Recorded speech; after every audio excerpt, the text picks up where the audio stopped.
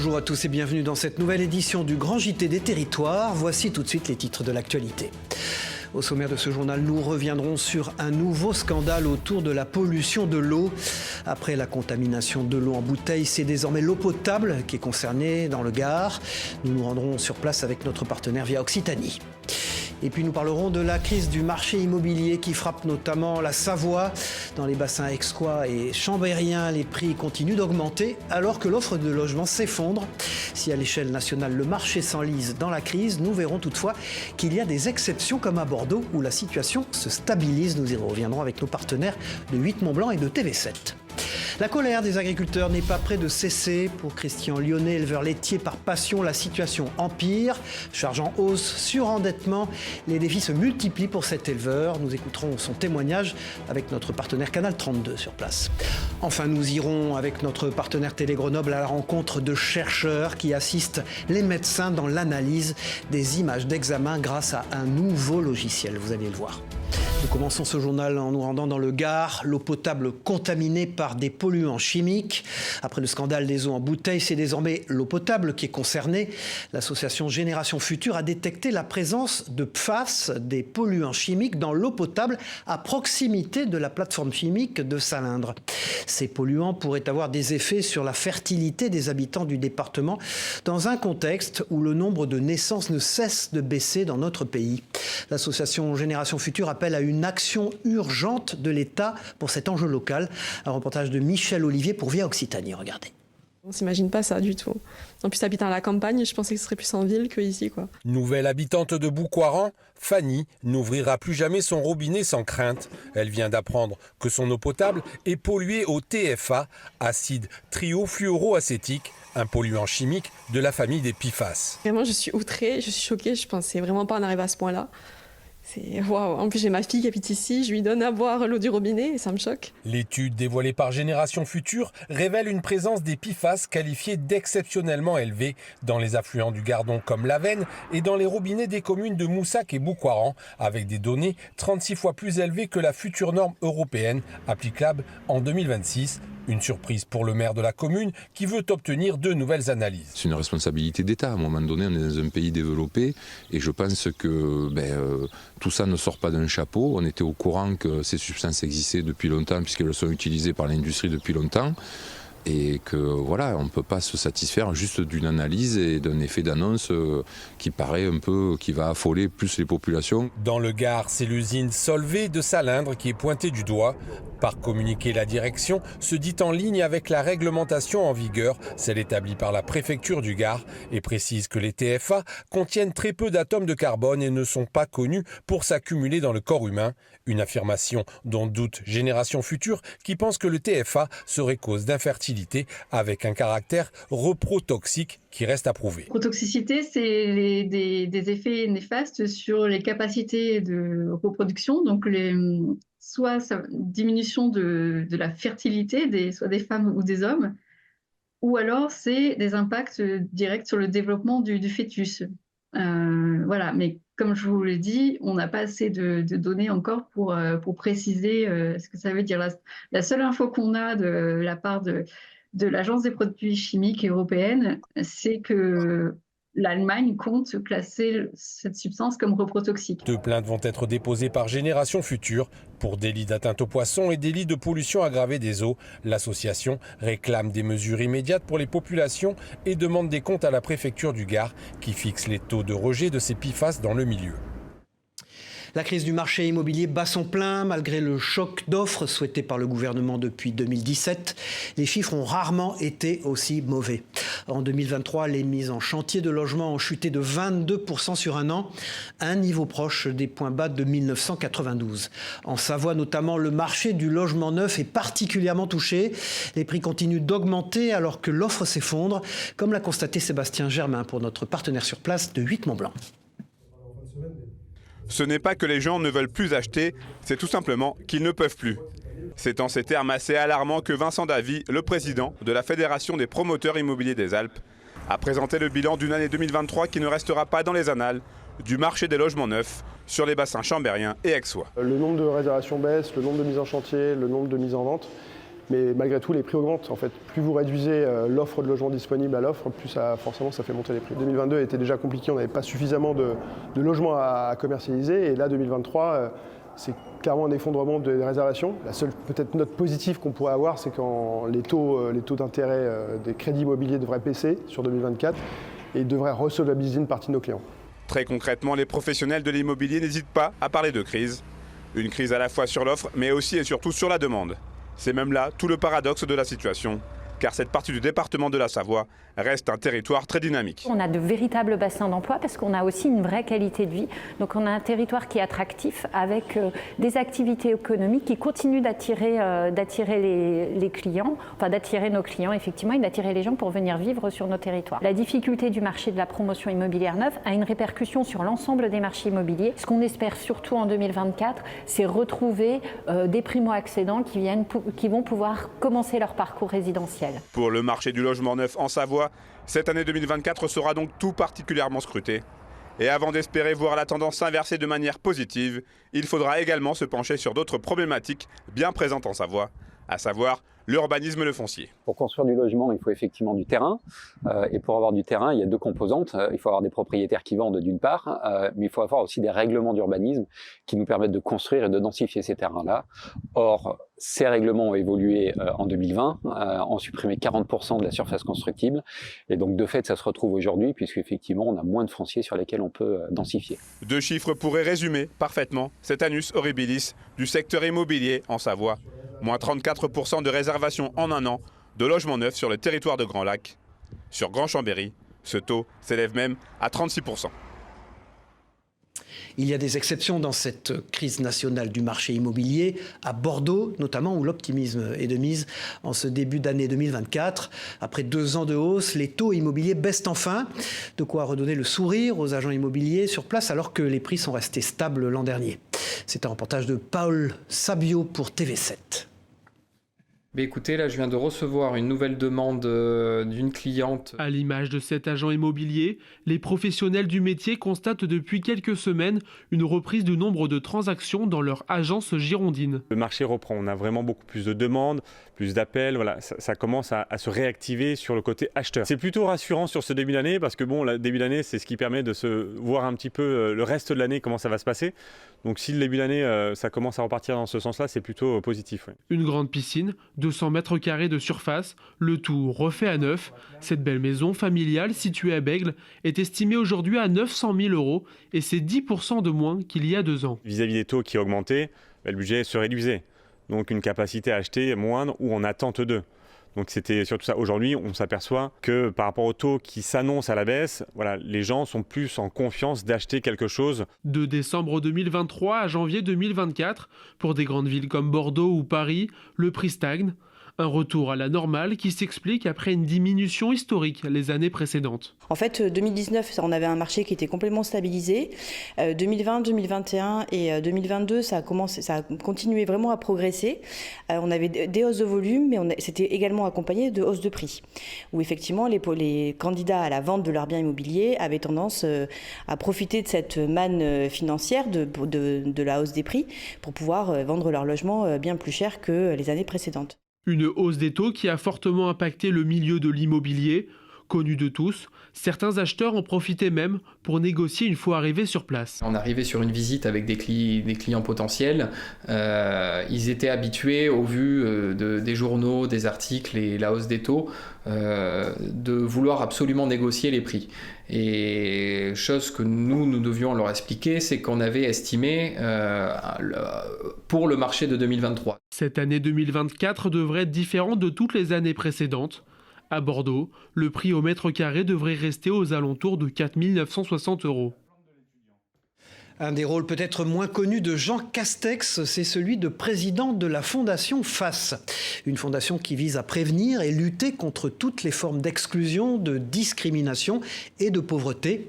Sur le terrain à Limoges, l'ex-premier ministre se mobilise avec les chefs d'entreprise pour l'emploi des personnes qui restent éloignées du monde du travail. Je vous propose d'écouter Jean Castex au micro de 7 à Limoges, nos partenaires. L'entreprise cherche à recruter et donc nous, FACE, on va chercher effectivement des gens qui sont un peu, comme on dit, éloignés de l'emploi. dans des territoires plus difficiles, dans des milieux plus en difficulté, ces gens-là, il faut les amener vers l'emploi et c'est aussi l'intérêt de l'entreprise, parce qu'elle cherche de la main-d'œuvre, comme on dit, de faire ce rapprochement. Ouvrons maintenant une page agriculture dans ce journal avec un zoom sur Christian Lyonnais, éleveur laitier qui a participé à la dernière manifestation des agriculteurs à Troyes. Ce passionné, installé depuis près de 30 ans, vit de plein fouet les causes de la révolte agricole. Face à des charges qui se multiplient, il consacre en moyenne 2 heures par jour au règlement de ses factures afin d'éviter toute pénalité. Écoutons son témoignage chez nos partenaires de Canal 32 sur place. Christian Lyonnais s'est installé hors cadre familial comme éleveur en 1992 avant d'être rejoint par son frère. Ils hébergent 100 laitières et près de 150 génisses et veaux sous ces bâtiments construits en 2007 et qu'ils viennent de finir de rembourser. Puisqu'on est obligé de se mettre aux normes, juste le bâtiment des vaches laitières à l'époque, donc celui qui est derrière moi, avec salle de traite et tout fini, 600 000 €. Depuis les années 90, le litre de lait était payé environ 30 centimes. Depuis 1 an et demi, en raison de l'inflation, le prix a atteint 44 centimes, une augmentation inespérée mais insuffisante. Bien parce que alors là, nos charges ont explosé. Soja, colza, je le payais 280 € la tonne. Aujourd'hui, je suis à 500. Mais c'est presque un prix qu'il nous fallait 10 ans avant pour en vivre correctement. Christian consacre en moyenne 2 heures par jour au règlement des factures pour éviter les pénalités. Il se dégage un salaire permettant de rembourser les crédits à son nom, sans plus. Contrôle laitier qui nous augmente cette année de 5%. Vous n'avez rien à dire. Vous avez la lettre de l'insémination. On était à 5 € du déplacement. On est passé presque à 10. Et ça, c'est acté, vous n'avez rien à dire. Autre exemple, dans sa comptabilité, ces vaches sont considérées comme du stock. Leur coût ayant augmenté, l'imposition suit. Si vous voulez, ça fait à peu près 400 € par vache en plus. Et ça fait partie de notre salaire, ça. On est comme les autres, on paye prélèvement à la source. Tous les mois, ils ne nous oublient pas. Pour moi, on a une mauvaise imposition sur le monde agricole. Il y a 10 ans, Christian Lyonnais avait déjà tiré la sonnette d'alarme. Il se souvient des remarques de ses prédécesseurs. Moi et mon collègue, on s'est battu toute notre vie pour avoir un prix rémunérateur et on n'y est jamais arrivé. Et aujourd'hui, je me dis, est-ce qu'on ne va pas être dans le même bateau que lui? S'ils font rien rapidement, on retournera dans la rue. Et je pense que là, à un moment donné, on délogera peut-être pas. Que ce soit dans l'Aube ou ailleurs, on a le droit de vivre de nos métiers. À 55 ans, cet éleveur réclame de meilleurs revenus. Comme d'autres, il pense parfois jeter l'éponge et arrêter. Et puis dans les Vosges, des étudiants du lycée agricole de Mirecourt s'enracinent en participant à la plantation de haies à la ferme du Bracmont à Poussey. Dans le même temps, ils contribuent à la neutralité carbone de l'exploitation grâce aux nombreuses vertus de ces haies. C'est un reportage de notre partenaire sur place de Vosges TV. Regardez. Allez, go. 25 km de haies déjà plantées à la ferme du Bracmont du lycée agricole de Mirecourt et bientôt 1 kilomètre de plus en perspective. L'objectif est de compenser les émissions de gaz à effet de serre des ruminants de l'exploitation d'ici 3 ans. Les arbres de ces vont fixer du carbone, mais aussi un autre levier important, c'est les prairies permanentes, c'est le pâturage. La prairie permanente permet de fixer du carbone dans la matière organique du sol et permet de compenser les gaz à effet de serre. Les haies ne suffiront pas à compenser les émissions de CO2. Un projet de réseau de chaleur et de panneaux photovoltaïques est à l'étude. Le développement de circuits courts, une diminution des engrais accompagnent l'impact bénéfique de ces haies, des arbustes aux nombreuses vertus. Un impact considérable dans la régulation de l'eau est très important dans un secteur comme le nôtre, pentu, avec une rivière, le Madon, qui peut être soumis à des inondations importantes. Ensuite, il y a bien sûr la production qui peut être associée à une haie, la biomasse, donc produire du bois. Les bovins qui sont en pâture vont se servir des haies comme fourrage. Certains arbres sont riches en sélénium, en oligoéléments qui sont importants et aussi en autres molécules antiparasitaires. Et on a ainsi réduit tous nos frais vétérinaires de moitié. Un appel à dons de graines et plantes a permis de récupérer des essences locales que ces élèves de 3e et ces apprentis en travaux sylvicoles découvrent. Et là, tu vas venir soulever un peu la terre, mais il faut pas retirer totalement la pioche du sol.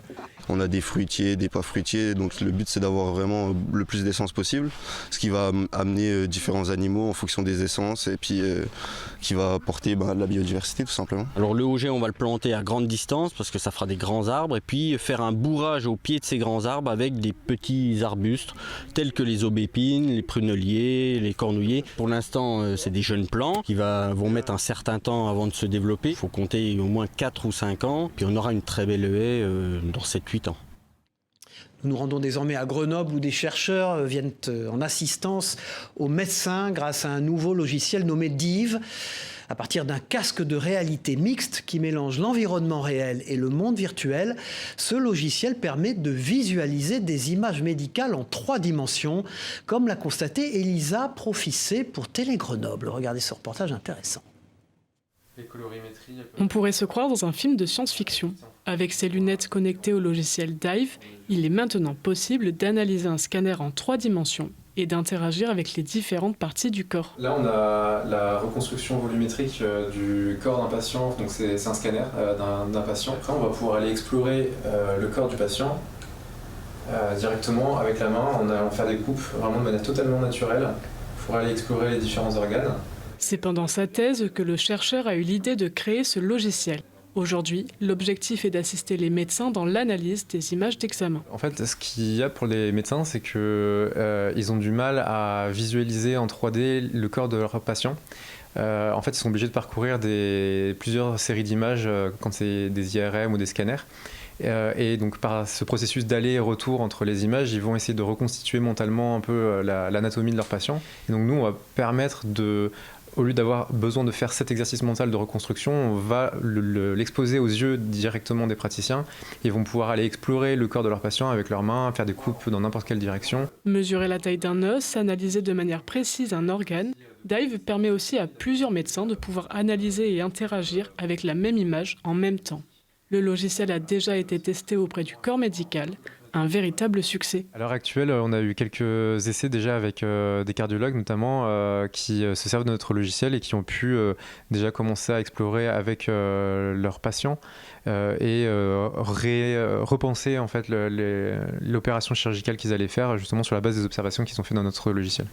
Au long terme, l'équipe de DIVE espère atteindre tous les secteurs liés au domaine scientifique et il ne compte pas s'arrêter là. Notre objectif, c'est de devenir la plateforme de référence de logiciels pour la visualisation de santé, de données de santé et de données médicales en France et par la suite à l'international. Le programme DIVE devrait être commercialisé vers la fin 2024. À l'occasion de la Semaine nationale des métiers du nucléaire, la société APAI, le bureau Veritas et le campus La Salle Saint-Louis Sainte-Barbe ont inauguré la nouvelle formation au métier de contrôleur technique qualité dans le secteur des énergies décarbonées. Une formation soutenue par le plan France Relance et France 2030 dans le cadre de l'objectif de décarbonisation de l'industrie nationale. Un reportage de notre partenaire sur place, TL7. Unique en France, la formation de contrôleur technique qualité a pour but de former les étudiants dans le domaine du contrôle, de la sécurité et de l'inspection sur les énergies décarbonées. Certifié par France Compétences, ce métier est nouveau en France et prometteur. C'est une première formation qui se monte avec 2 autres entreprises que sont Bureau Veritas et la société APAV. Donc ça, ce n'est pas quelque chose de courant. Et elle est unique puisque nous sommes les premiers à l'avoir mis en œuvre. Et je vous le dis, elle a été reconnue France Compétences et soutenue dans le cadre du plan France Relance, France 2030. L'objectif aussi des sociétés Bureau Veritas et APAV était de travailler avec le réseau La Salle France, pour pouvoir ensuite développer cette formation au niveau France entière et au niveau avec le réseau La Salle international qui est présent dans 82 pays. Le campus La Salle Saint-Louis Sainte-Barbe a accueilli sa première promotion de 7 alternants en octobre dernier. Les débouchés sont multiples, éolien, photovoltaïque ou encore nucléaire. Ici, les étudiants souhaitent également rendre l'avenir du monde meilleur grâce au développement des énergies fossiles. Moi, depuis bien longtemps, je voulais partir dans le nucléaire, donc c'était l'occasion, mais aussi en découvrir aussi l'éolien et le panneau photovoltaïque qui sont des énergies qui vont être développées. Pour s'inscrire ou en apprendre plus sur cette formation, le public peut venir rencontrer l'équipe de l'école lors d'une porte ouverte, d'un salon ou bien de prendre contact via leur site internet. En Sarthe, l'ancien château de la princesse Alice de Monaco, situé à Chéréau, entame sa métamorphose. Abandonné pendant de nombreuses années, ce château soutenu par le Loto du patrimoine est en recherche de fonds dans le cadre de sa rénovation. Dans ce reportage, le maire de la commune et Enzo Maubert nous proposent une visite privée pour LMTV Sarthe. Regardez. Perché au milieu d'une clairière, il est devenu le symbole de Chéréau. Un château à l'histoire exceptionnelle, bercé par la vie de la princesse Alice de Monaco au début du XXe siècle. Abandonné, pillé pendant des années, le voilà en cours de restauration. Les premiers travaux sur la toiture et la façade sont désormais achevés, pour le plus grand bonheur du maire. C'est un sourire parce qu'on voit que nous avons su préserver le patrimoine. Aujourd'hui, le temps est un peu gris, mais je peux vous assurer que lorsqu'il y a un rayon de soleil, c'est vraiment magnifique. C'est vraiment un très très beau résultat. Si l'extérieur a retrouvé un peu de sa superbe, à l'intérieur, le chantier commence tout juste. Une quarantaine de pièces sont en attente d'une restauration complète. Tout est à refaire, du dernier étage jusqu'au rez-de-chaussée, puisque les planchers ne tiennent plus. Donc avant de restaurer le rez-de-chaussée, il va falloir commencer par descendre les différents étages. À un certain moment, peut-être que le bâtiment aurait été rasé, et aujourd'hui on a réussi à le sauver, donc il faut poursuivre. Dans la vie, il ne faut jamais se décourager. Ce qui donne un peu de baume au cœur à Yannick Niel, le maire, c'est les quelques trésors sauvés de l'oubli, comme ces vitraux. Quand on a découvert ces vitraux, on les a bien sûr mis à l'abri. Maintenant, ils sont reposés. Il en manque quelques éléments et nous allons compléter puisque nous avons environ 14 vitraux qui vont désormais orner ces deux fenêtres à l'identique de ce qui existait à l'époque. Acheté par la commune en 2009, le château est aujourd'hui sauvé. Pour autant, il manque encore beaucoup d'argent. La Mission Berne, la Fondation du patrimoine, la Principauté de Monaco ont déjà injecté plus d'1 million d'euros. Mais pour le reste, c'est la commune qui paye. Alors ça nous coûte cher. Cette première tranche de travaux qui concernait la mise en sécurité, mise hors d'eau, mise hors d'air, nous sommes sur 1,6 million, 1,7 million. Pour le reste des travaux, nous sommes sur une enveloppe prévisionnelle de 4 à 5 millions d'euros. À terme, le maire souhaiterait en faire un musée en mémoire de la princesse Alice. Un bel hommage à celle qui a fait de Chéréau sa seconde maison. Nous nous rendons désormais à Brest, en Bretagne, à la rencontre du restaurateur et peintre Eric Torgman, qui expose ses tableaux dans son restaurant. Cet artiste formé de manière autodidacte s'est même fait repérer par le comité de sélection de l'exposition Art Capital, qui lui a proposé de présenter ses œuvres au Grand Palais. Un reportage de Maël Delmure pour TBO sur place. Moi, en fait, je suis complètement autodidacte, tu vois. Que ce soit en cuisine, que ce soit en peinture. Parce que la cuisine et la peinture, c'est la même chose. C'est créatif. Eric Torgman, restaurateur chez Zaza à Brest et artiste peintre. Un midi, je suis dans la cuisine. Pour tout te dire, je fais la plonge. Donc je suis bien crado. On avait fait un gros service, le resto était plein. Et notre fille aînée, enfin ma belle-fille, Justine, vient me chercher et elle me dit comme ça, écoute, il y a une dame en salle qui veut absolument te voir pour les tableaux. Et donc j'arrive et puis une dame d'un certain âge de la région parisienne, Madame Chuzel, qui me dit, je fais partie du comité de sélection du salon Art Capital à Paris, au Grand Palais éphémère. Bon, je lui dis, formidable. Et elle me dit, et je veux absolument que vous soyez exposé parce que ce que vous faites, c'est formidable, quoi. Quand je fais un tableau, une fois qu'il est produit, il m'intéresse plus dans la mesure où ce que je veux, c'est qu'il circule, qu'il trouve la personne avec qui il va dialoguer, la personne qui va flasher dessus, et il fait sa vie. Et quand tu fais la cuisine, c'est créatif aussi. Et tu vas donner quelque chose finalement de très intime, tu vas donner quelque chose de toi, et tu reçois les gens comme à la maison, c'est-à-dire c'est une manière d'aimer. Nous recevions Manon Aubry dans l'émission politique Face au territoire sur TV5 Monde, avec Ouest France, avec Nice Matin, avec France Antilles, avec le magazine Le Point et 20 minutes. Députée européenne, elle est tête de liste de la France Insoumise pour les prochaines élections européennes en juin. Je vous propose de l'écouter. Est-ce que votre engagement n'est pas heurté, au fond, par cette patte qu'a voulu la France Insoumise au Parlement, cette patte qui est faite de violence et de provocation souvent? Je ne suis pas d'accord avec les termes que vous envoyez, qui sont de violence et de provocation. Il y a une colère dans le pays et on assume d'incarner cette colère. Non, mais je vous pose la question à vous personnellement. Mais je vous donne mon avis.